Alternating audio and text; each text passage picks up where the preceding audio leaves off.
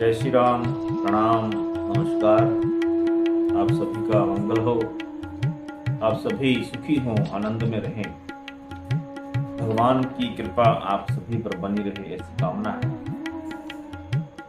आप जानते हैं कि आजकल श्राद्धों का समय चल रहा है। सभी जो लोग अपने माता पिता, अपने पूर्वज, बुजुर्गों के प्रति आस्थावान हैं, उनकी सेवा में विश्वास रखते हैं, चाहते हैं कि इस संसार को छोड़ने के पश्चात भी वे जहां भी हों उनका कल्याण हो, वे सद्गति को प्राप्त हों। भगवान अभी भी उनकी कृपा,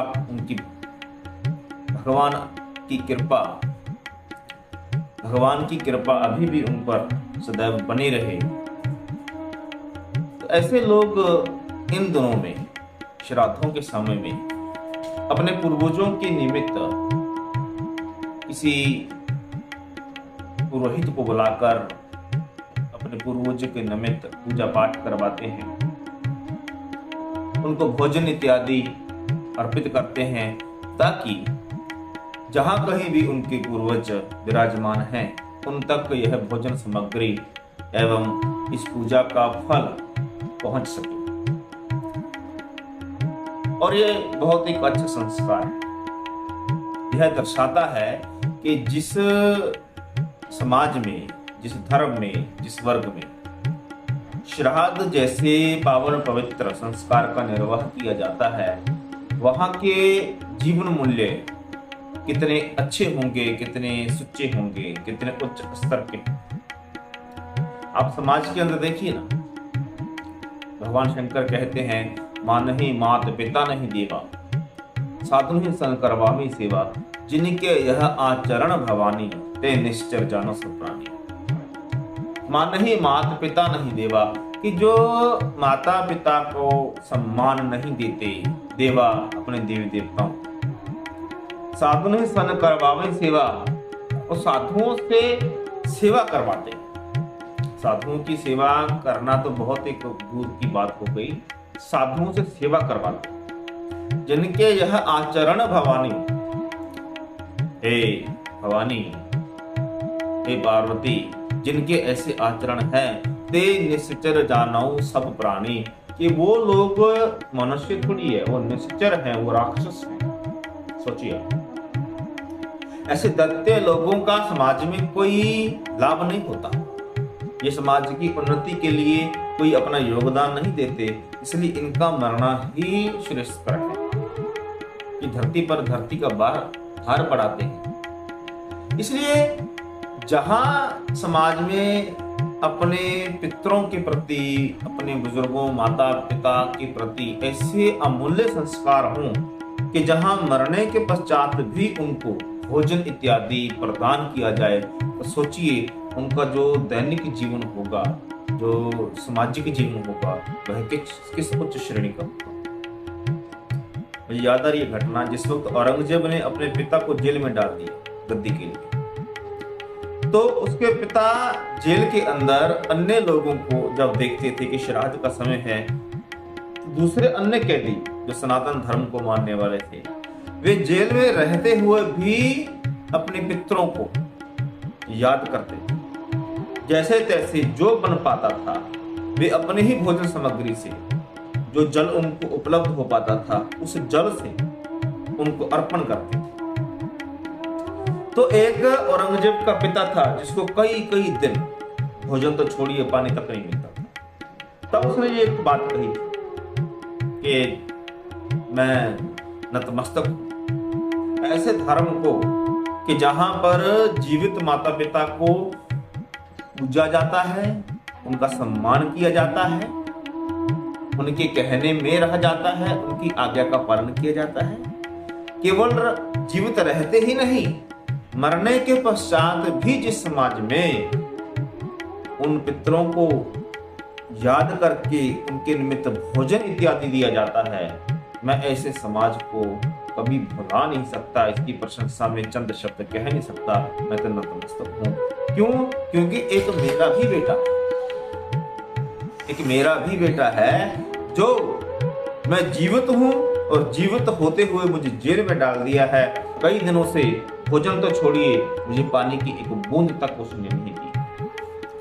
तो श्राद्ध संस्कार एक ऐसा है जो समाज को जीवित रखने में, इसके नैतिक मूल्यों को जीवित रखने में ये एक बहुत बड़ा अहम रोल अदा करता है। लेकिन कई बुद्धिजीवी क्या कहें उसको, जो अपने आप को स्वयं सिद्ध विद्वान कहते हैं। देखिए, विद्वान समझना अच्छी बात है, मैं आपको बुरा नहीं कहता, लेकिन बहुत पढ़ लिख जाने के पश्चात क्या आपने जो विद्या अर्जित की है यह सिखाती है कि जो और कोई विद्या है जो आपने नहीं जानी है, जो कुछ साल पुरानी है, पौराणिक है, आप उसको नकार दीजिए? क्या आपकी आधुनिक विद्या ये सिखाती है क्या?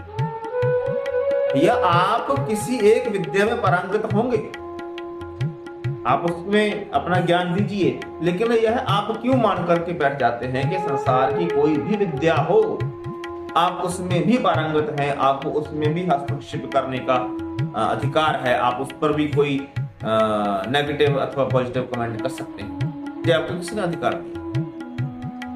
तो ऐसे हो गया ना कि जैसे समुद्री जहाज है, बड़े बड़े सागरों को पार कर देता है। मैं बिल्कुल इस बात के लिए उस जहाज की प्रशंसा करता हूं, लेकिन अगर जहाज सोचे कि मैं कहीं भी किसी भी स्थान को पार कर दूंगा, तो आप उस जहाज को उठा करके आप जमीन पे रखिए ना, बाहर, पानी से बाहर 1 मिलीमीटर, 1 सेंटीमीटर, रत्ती भर, एक कण भी अगर वह जहाज स्वयं को हिला करके दिखा दे, आगे बढ़कर दिखा दे, तो मैं मान जाऊंगा। क्या ऐसा होता है कभी? नहीं होता। क्यों? क्योंकि जहाज जो पानी का है वह पानी में ही दक्ष है, वह पानी के अंदर ही अपने नए नए कीर्तिमान कर सकता है। अगर वो कहे कि जमीन पर भी मैं ऐसे ही दौड़ूंगा, तो वह नहीं दौड़ सकता। तो आप किसी एक विषय में पारंगत होंगे, आप कहें कि हम किसी भी विषय पर कमेंट कर सकते हैं, हम दावा कर सकते हैं, हम नतीजे परिणाम निकाल करके दे सकते हैं, तो ये गलत है। तो श्राद्धों के बारे में कुछ जो लोग कहते हैं ना कि हम बहुत पढ़ लिख गए, अरे ऐसे कैसे हो जाएगा, आप पंडित जी को खिला दीजिए, आप किसी साधु को खिला दीजिए तो आपको पितरों तक पहुंच जाएगा। तो पितरों तक ऐसे कुछ पहुंच सकता है क्या? तो वो लोग एक तर्क देते हैं। तर्क क्या देते हैं कि श्राद्ध संस्कार व्यर्थ है, क्योंकि किसी को भोजन देने से अपने पितरों तक भोजन नहीं पहुंच सकता। इसके पीछे तर्क क्या देते हैं कि अगर ऐसा है, ठीक है ना, पितर तो दूसरे लोगों में बैठे, हे मित्र मैं आपको भोजन देता हूं और आपके पिताजी साथ में ही बैठे हैं, ठीक है ना, अब आपके उदर में भोजन गया, क्या यह भोजन आपके साथ बैठे पिताजी के उदर में जा पा रहा? तो आप कहेंगे नहीं, जा तो नहीं पा रहा।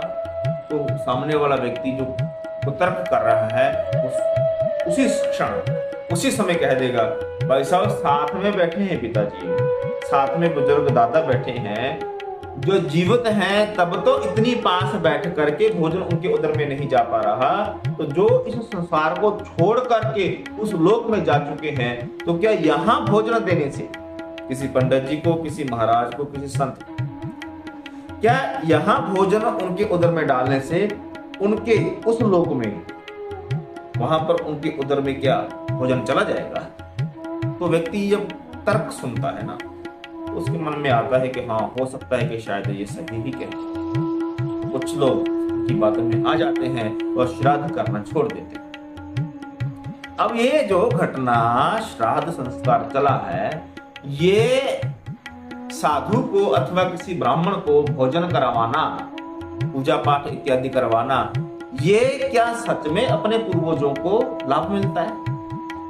इस संबंध में साहब श्री गुरु नानक देव जी महाराज जी के जीवन की बड़ी सुंदर घटना थी। घटना क्या है कि एक बार गुरु नानक देव जी बैठे थे और एक ऐसे ही बुद्धिजीवी जो स्वयं घोषित विद्वान हैं, ज्ञानी हैं, ठीक है, आए और प्रश्न कर दिए। कहा कि महाराज, ये जो घटना है कि यहाँ किसी को खिलाओ और पूर्वजों को पहुंच जाता है, तो ये संभव है क्या? ऐसा होता है क्या? यह अंधविश्वास नहीं? क्या यह ब्राह्मणों के द्वारा किया हुआ पाखंड इत्यादि नहीं है? तो गुरु नानक देव जी मुस्कुरा पड़े। गुरु नानक देव जी ने कहा, बंधु, हे जिज्ञासु, महापुरुष अगर किसी परंपरा, अगर किसी संस्कार, अगर किसी रीति का उद्गम करते हैं तो इसके पीछे बहुत महीन, बहुत रहस्यमय और बहुत आध्यात्मिक से परिपूर्ण कोई कारण होते हैं। अगर आप किसी साधु को अथवा पंडित को, तो पंडित की मैं आपको बता दूं बात, ब्राह्मण की आपको परिभाषा दे दूं, ब्रह्म बिंदे, कि जो ब्रह्म को जानता है सो ब्राह्मण कही, उसको ब्राह्मण कहते हैं। ब्रह्म जानती स ब्राह्मणा, कि जो ब्रह्म को जानता है वह ब्राह्मण है। पंडित सोई जो मन पर बोधे, राम नाम आत्म में शोधे, कि जो भीतर की कला को जानता है, राम जी को भीतर ही जान करके उनका ध्यान करता है और उसी की साधना करता है। राम नाम आत्म में शोधे। पंडित सोई जो मन पर बोधे और मन पर नियंत्रण करता है, मन पर अंकुश लगा करके मन को ईश्वर के साथ जोड़ता है, वो ब्राह्मण है, पंडित है। तो ऐसा कोई व्यक्ति, वो श्री रविदास जी भी हो सकते हैं, वो ब्राह्मण है अगर अध्यात्म की दृष्टि से देखें तो, क्योंकि वो ब्रह्म को जानते हैं, केवल ब्रह्म की बातें नहीं करते। वे ब्रह्म से मिले हुए हैं, ब्रह्म से एकाकार हैं, ब्रह्म का ही रूप। वे ब्राह्मण हैं, वे संत हैं, वे गुरु हैं। तो ऐसे किसी महापुरुष को अगर आप भोजन करवाते, ठीक है ना, और भोजन जब आपने करवाया, उनकी पूजा की, उनका सम्मान किया, तो आपको पता है साधु जन क्या करते हैं? साधु जन आशीष देते हैं, आशीर्वाद देते हैं। वे प्रसन्न होते हैं, इसलिए नहीं कि आपने अच्छे अच्छे पकवान दे दिए, इसलिए कि आपने धर्म युक्त कार्य किया। और इस धरा पर जो भी व्यक्ति धर्म युक्त कार्य करता है, तो साधु जन उस पर अत्यंत प्रसन्न होते हैं। अपना उदर की पूर्ति होगी, साधु को ये नहीं चाहिए। ये संसार में व्याप्त सभी मनुष्य जीव साधुओं के लिए अपने परिवार की मानंद है, और उनके इस परिवार में अगर कोई व्यक्ति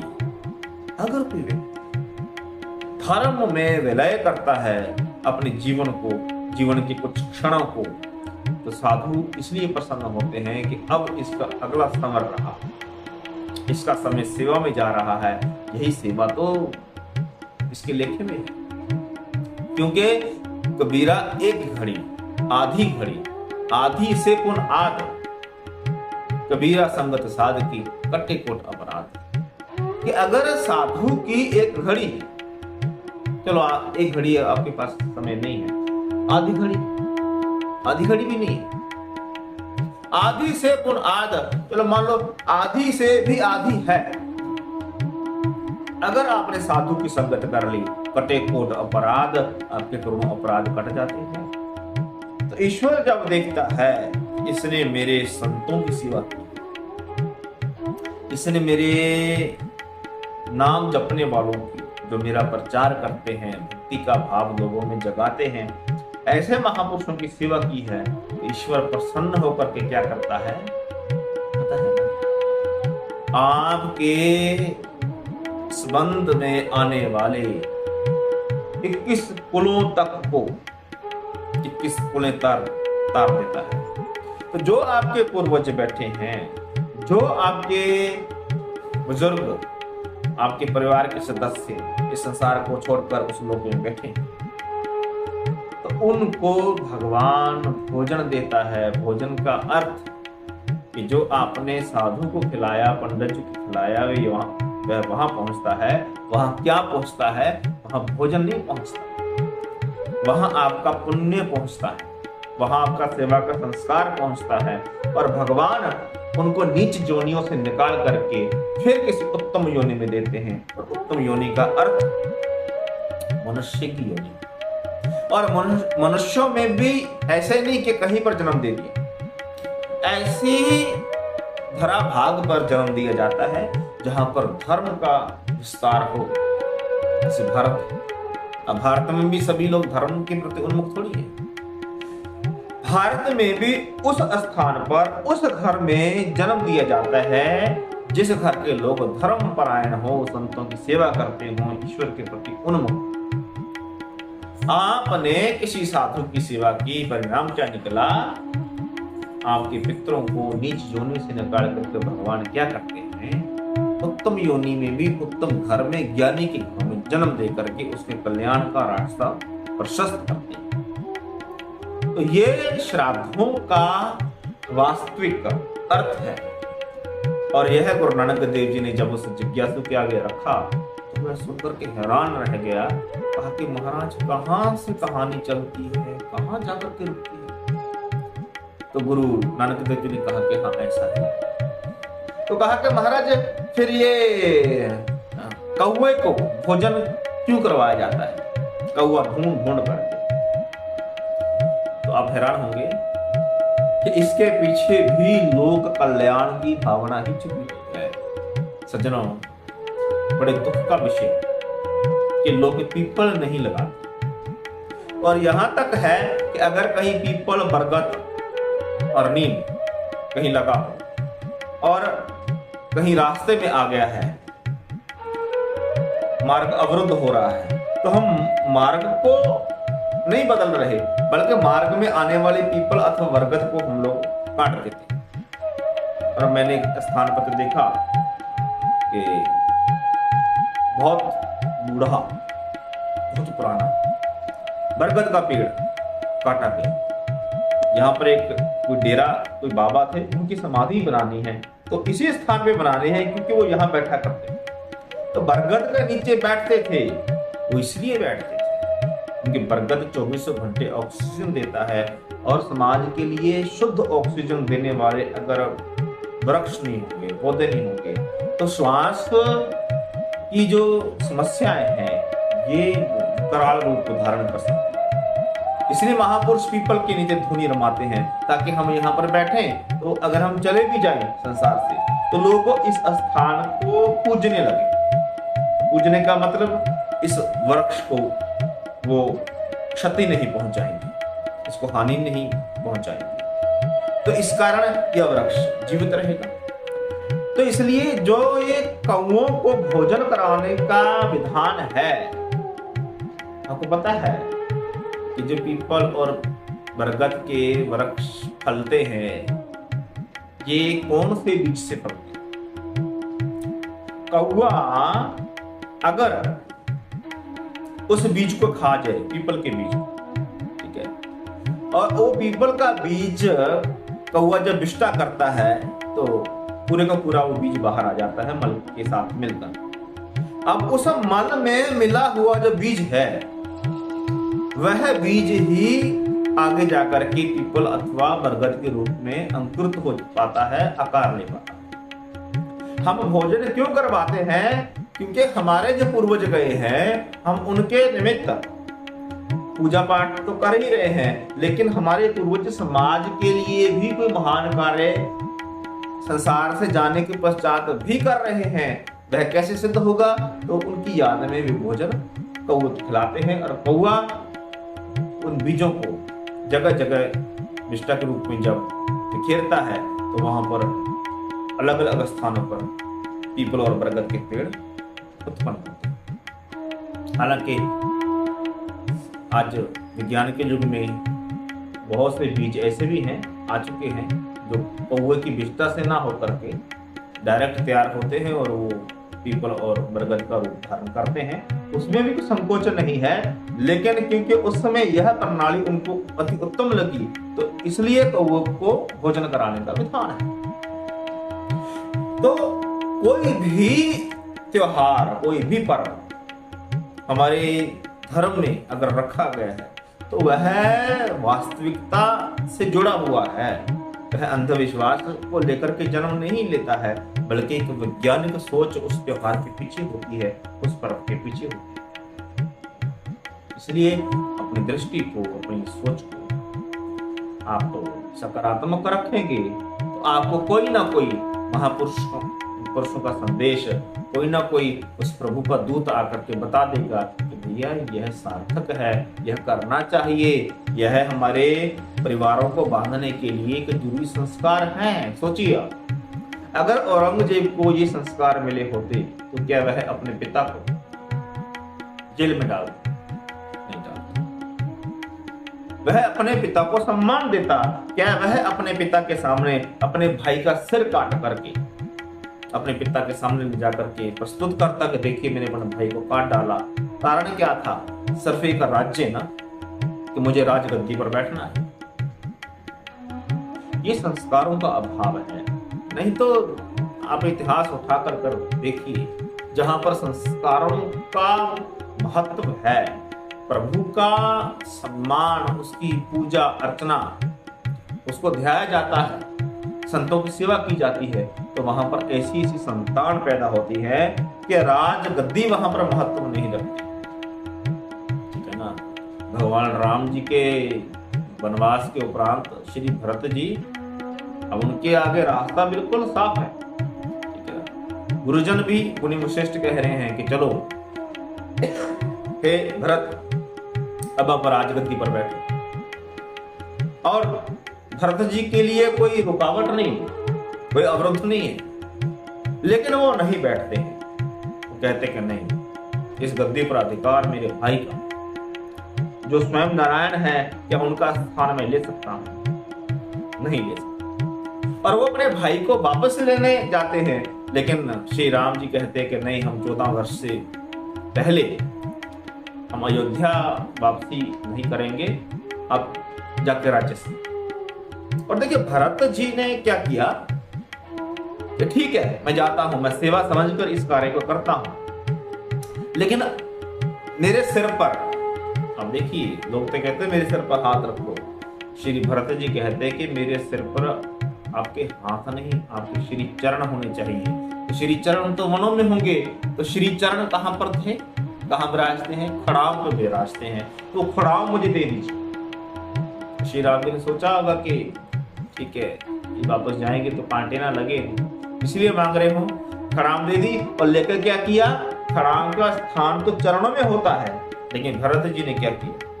खड़ाम उठा करके शीश पे, लोग शीश पर ताज रखते हैं, मुकुट रखते हैं, लेकिन श्री भरत जी के लिए मुकुट क्या है?